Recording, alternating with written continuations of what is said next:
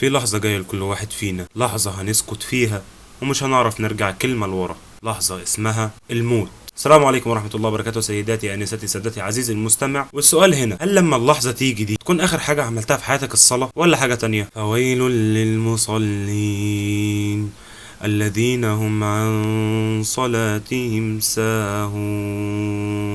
يعني اللي بيصلوا بس بيأخروا أو يكسلوا أو حتى يستهينوا بيها، مش سايبينها لأ، بس بياخدوها كلعبة وبينسوا إنها عمود الدين، بينسوا إنها أول حاجة هيتسألوا عليها. عارف لما تكون نايم وتحس إنك مش قادر تقوم تصلي، اللحظة دي ممكن تكون آخر فرصة في عمرك. مين ضامن يقوم؟ مين ضامن حتى يفتح عينيه؟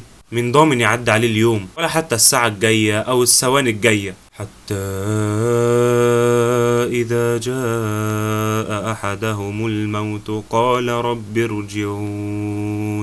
بس وقتها مفيش رجوع يا صاحبي. لما بيجي عليك ملك الموت مش هيسألك معاك كام في البنك، أو حتى كنت مشهور، أو حتى كنت بتضحك الناس على التيك توك. هيسألك صليت ولا لأ. الصلاة دي مش فرض وبس، ده عهد بينك وبين ربنا سبحانه وتعالى. اسمعني كويس، وكل مرة انت بتسيبها انت بتقول لربنا سبحانه وتعالى انا مش فضيلك. اقول لك، حاسس انك بعيد ارجع، حاسس انك بتكسل قوم غصب عنك، حاسس انك وحش برضه صلي. ان الصلاة تنهى عن الفحشاء والمنكر. يعني الصلاة هتنضفك، هتغسلك وهتعدل طريقك، بس بشرط انك تصلي بصدق مش بعجله. انا ما تكروتش الصلاه بمعنى صح. قبل ما تنام النهارده اسال نفسك سؤال واحد، لو موتي كان النهارده هل كنت قابلت ربنا سبحانه وتعالى وانا مصلي ولا مضيع الفرض؟ يا رب ما يجي اليوم اللي احنا هنقابل فيه ربنا سبحانه وتعالى واحنا تاركين الصلاه. ارجع صلي. اكتب لي تحت في الكومنتات اللهم اجعل اخر كلامي لا اله الا الله واخر افعالي صلاه تقبلها مني يا رب. تشجع باللايك وشير وسبسكرايب وتتابعنا على الصفحات اللي انا هحطها قدامكم دي. السلام عليكم.